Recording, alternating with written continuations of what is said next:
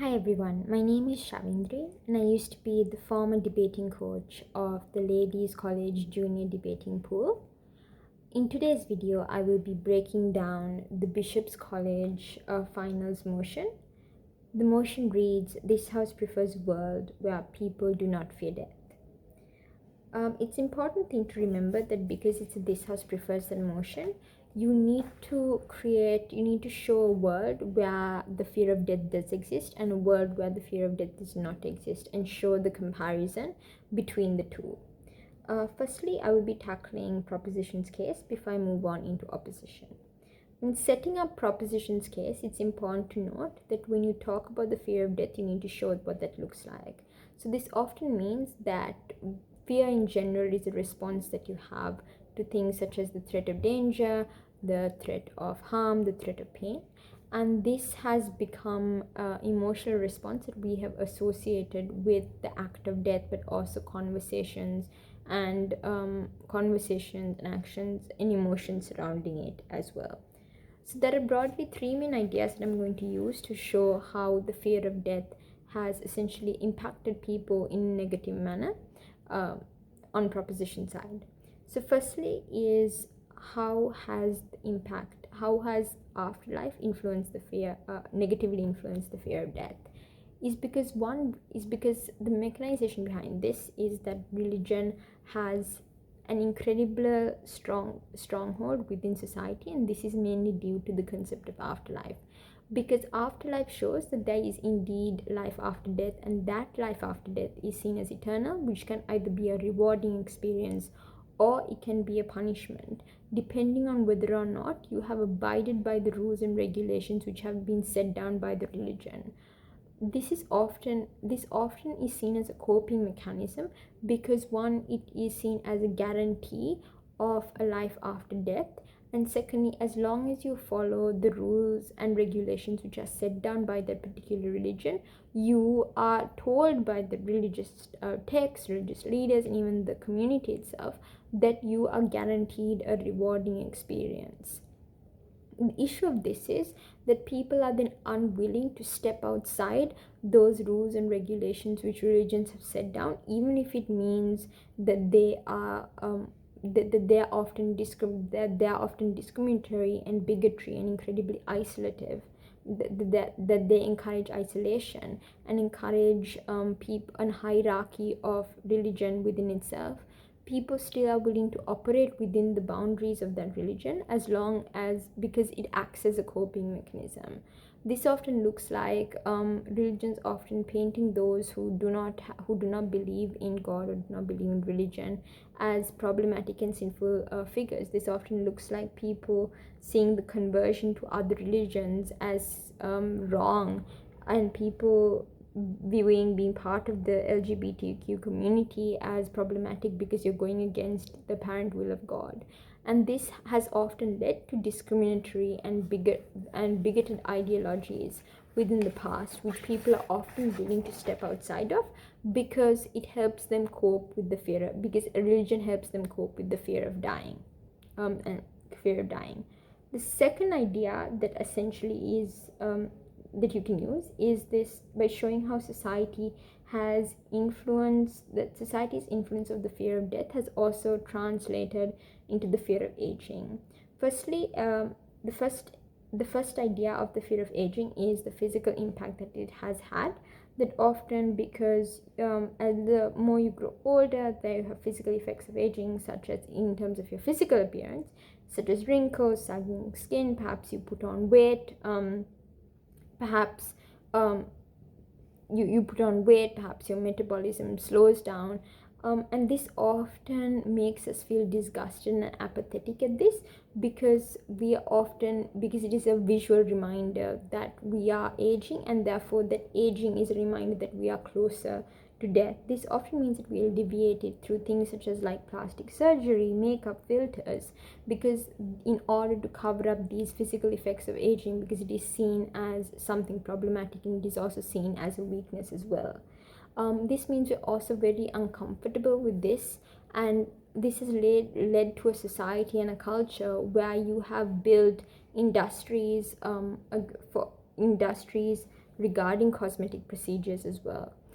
In a world where the fear of death does not exist, it means that people are much more likely to be comfortable with the way they look, because they do not see aging as something negative. They do not see dying as something, they do not see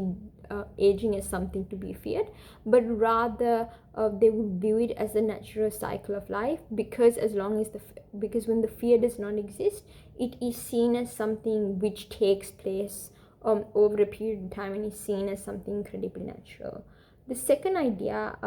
the second idea that you essentially have is this want to create a legacy and leave an impact on this earth. This is because society has established life as something which time constraints are there, especially within certain periods of your life, because of the very fact that because death is permanent, which means that you have to achieve certain things within certain time frames. This often means that by the time you're 20, you have to maybe get a degree, be in a successful relationship. 30, you have to buy a house, be financially successful, and all of these things mean that people often conform to these standards because they believe that this will give their life purpose, give their life meaning, and they're unwilling to branch out from these concepts because this has been established by society as a sure-cut way for you to be happy and for you to establish a legacy by itself. This often means that people are willing to engage in rat races, businesses willing to do unethical practices in order to create a name for themselves in the industry, in order to grow and constantly last even after perhaps the head dies, or create a lasting impact which their name will be remembered in history. And this often means that heinous acts and heinous crimes are willing to be committed for the sake of profit and for the sake of leaving a legacy. Even if that legacy means it's still negative, people still perceive it as something that is perfectly alright, because as long as people remember them, then that the permanency of death is less present to them. The third idea that you can essentially use is by showing how death influences the way that we engage within discussions and the actions we take regarding dying. This often means that regarding relationships, we prolong the terminally ill patients, and we prolong their lives and their suffering because we are so afraid of them dying, and we are so afraid of losing them, and we see that we see death as something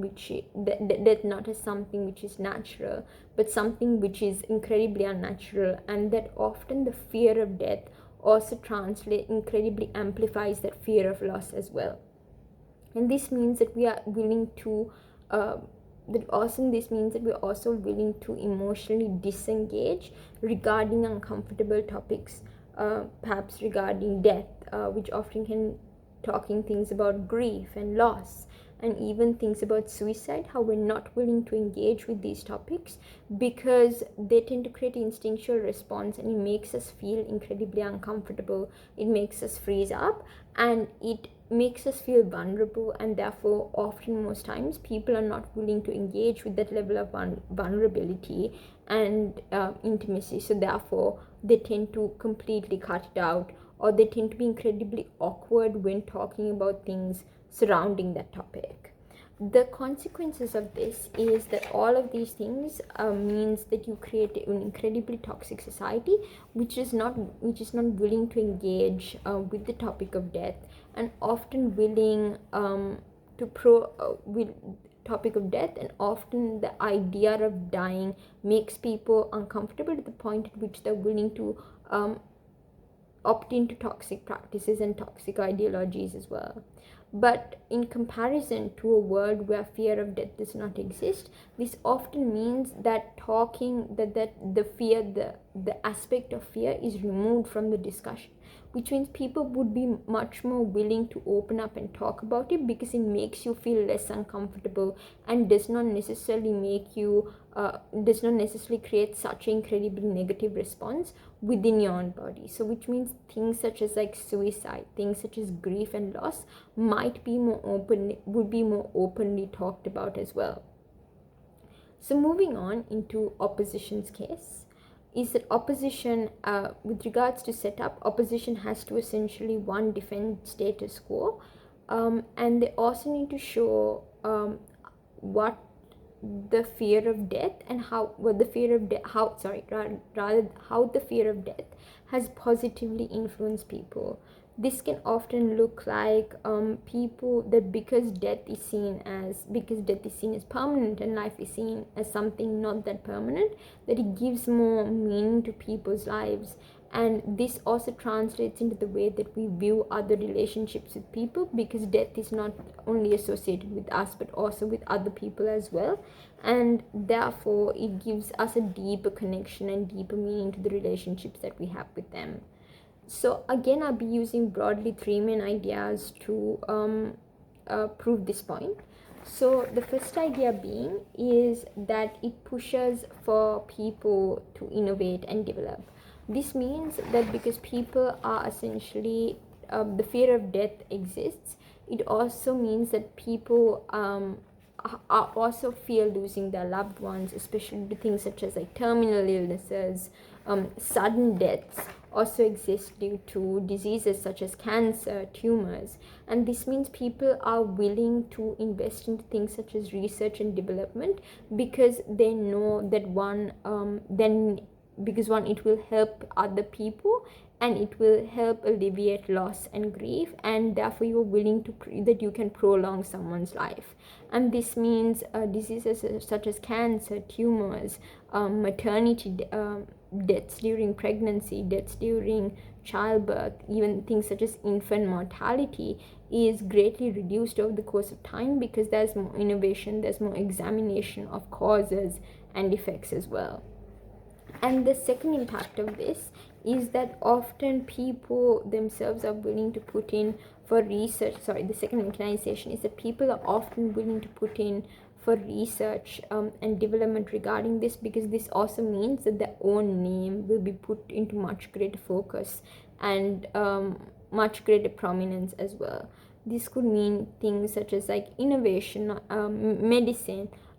literature, in order to bring people happiness. And all of these things do tend to last beyond people's death, and this means that the field itself also grows and expands. So it's not just necessarily a benefit that is self-centric, but it also translates into other people's lives in prolonging them, bringing them a sense of closure, giving them a hope that their loved ones won't just suddenly die because of like a terminal illness or death. And if the fear of death did not exist, it's very unlikely that innovation would be pushed to such a degree, because you would be less scared of your loved ones dying, and the fear of such things would also not exist. This would also mean that people would take less safety precautions, such as like often because it is the fear of death through perhaps accidents, DUIs prevents people from like drinking and driving. Even in the laws itself are there to prevent deaths of certain people. So you're often willing to take safety precautions such as wearing seatbelts, such as driving carefully on the road, so not to cause because that fear of death acts as a constraint to reckless choices and reckless decisions as well. The second idea is the fear of death and how it influences the way in which you live your life and the connections that you have as well. This can often look like advocating for a healthier and balanced lifestyle, such as like working out, eating healthier, doing things you love in order to perhaps nourish your soul, inspiring you to perhaps like travel the world and not necessarily do a traditional 9-to-5 job if that is not something you particularly want. It means that you don't necessarily engage with relationships, if you romantic relationships, if that is not something that you particularly want to pursue, and looking into yourself to find more fulfillment outside of traditional societal standards. The second thing that it pushes for is for people to deepen the emotional connections that they have, especially in terms of work-life balance. And this is seen, especially in today's context, where you have a lot more people who advocate for work-life balance, because work is seen as something that you can be easily replaced with at any time, even after your death. But life, such as relationships you have with other people, with yourself, is something that is seen as an investment, and something is seen as things which you need to dedicate your time and effort to, because that is what people will remember you for. If you're a good friend, if you showed up as a father for various events within your children's life, if as a mother you were present for things which happened in your children's life, and all of these things advocate for emotional fulfillment and having healthy relationships, because you are told that life is too short to simply only be concerned about like just only money. The third idea that we have is that it impacts people's own perception of death and their own engagement to it. This means the discussion surrounding things such as like suicide, even perhaps things such as a discussion surrounding life, because it influences the way that people view suicide, especially, is because fear can push them to reconsider committing suicide, and can often result in people advocating for more support systems, advocating for putting up suicide prevention hotlines, advocating for more access to psychiatric resources to people, for people, because life is seen as something which has value, has incredible amount of sanctity, because of the fact that it's finite. And because life is finite, it's also seen as a unique experience which each individual goes through, and therefore it's seen as something to celebrate, which means that you often put great emphasis on prolonging the life and giving people emotional fulfillment and happiness, because happiness is seen as something that should be incredibly valued within the course of that period. So that is broadly the main ideas that I had in both proposition and opposition. Thank you so much for tuning in.